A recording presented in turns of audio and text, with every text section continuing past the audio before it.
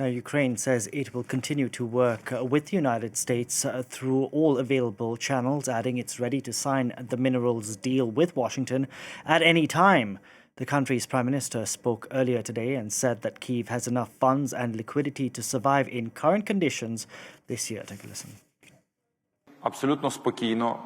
We will continue to work with the US Congress, with President Trump's administration, with President Trump through all available diplomatic channels in a calm manner in order for Ukraine and the US to continue our fight for fair, long-lasting, stable peace in Ukraine and on the European continent.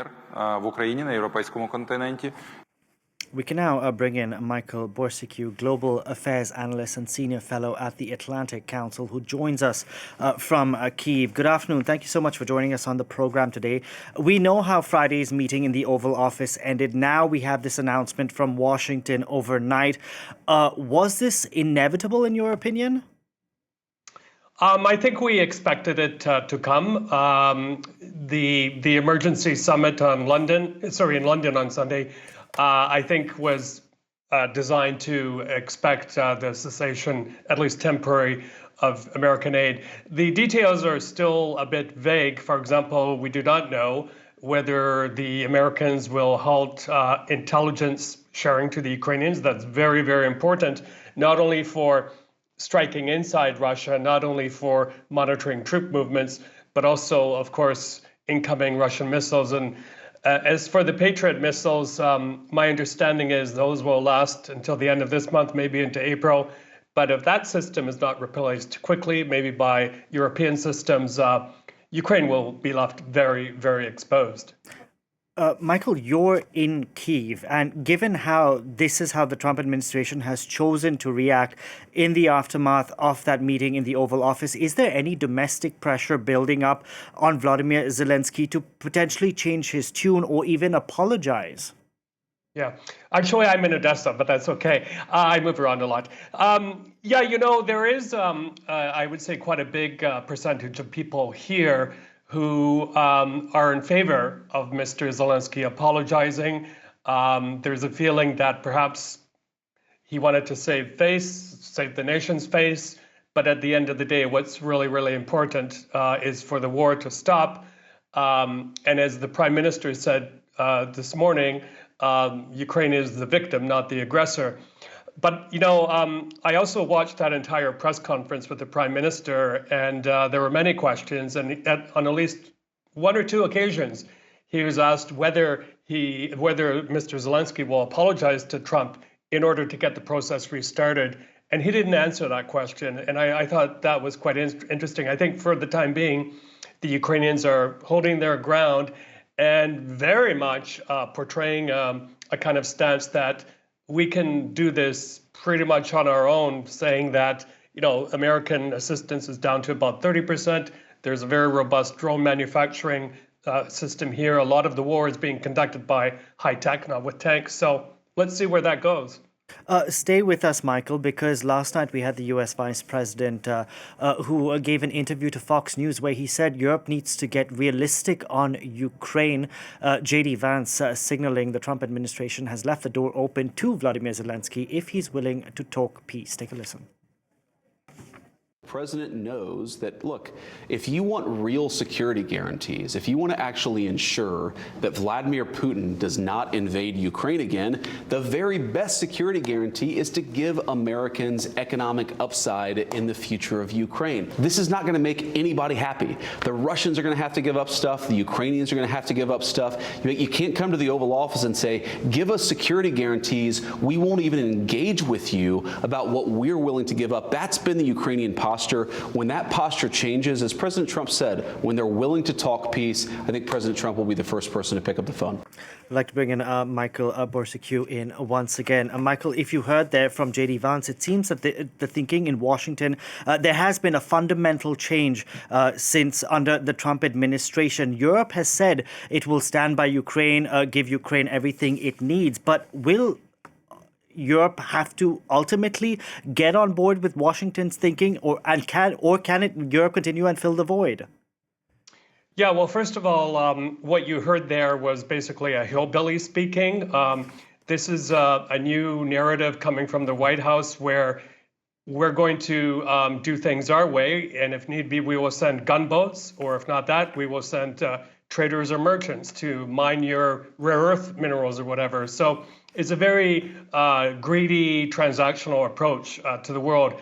As for Europe, I think the EU commissioner's chief statements today pledging hundreds of billions of euros was quite encouraging, but I think whether it's Mr. Macron or Mr. Starmer or others, is they need to really adopt a sense of urgency, because my big fear, knowing what we know of Mr. Putin, is he doesn't wait for others to act. He acts on his own, and he acts, this is very important, he acts when he sees weakness and a void, which is what's happening right now. There are no solid red lines right now being enforced by the Americans. So worst case scenario, where I'm sitting right now, it could be that the Russians make a play for Mykolaiv, further on into Odessa, even to Moldova, Transnistria, to link the Russian mainland with those parts. Worst case scenario, but we cannot rule it out.